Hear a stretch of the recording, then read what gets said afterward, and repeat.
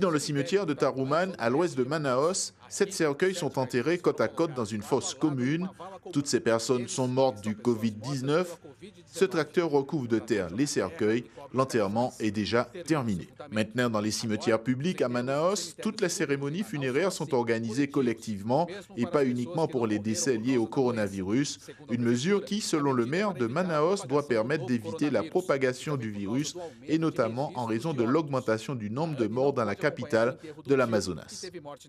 Pour Annie, impossible aujourd'hui d'accompagner jusqu'à sa dernière demeure son oncle qui a succombé à une mort naturelle.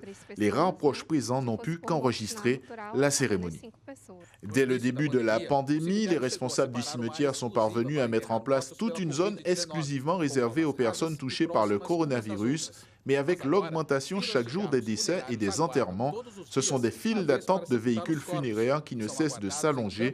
La situation est telle que des camions frigorifiques aussi ont dû être mobilisés pour faire face au débordement. Le maire de Manaus, Arthur Virgílio, affilié au PSDB, a dû créer un cabinet de crise pour faire face à cette terrible augmentation. Il confirme également que les établissements funéraires devront obligatoirement s'adapter si elles veulent éviter la catastrophe. La situation dans les hôpitaux de Manaus est également très préoccupante. Dans la totalité de l'Amazonas, il y a déjà eu 2270 cas de Covid-19 et 193 décès, mais le gouvernement de l'État a fini par reconnaître que les derniers bilans sont sous-évalués et que 96% des lits de réanimation dans les hôpitaux publics de la capitale sont déjà occupés par des patients atteints ou suspectés d'être touchés par le coronavirus.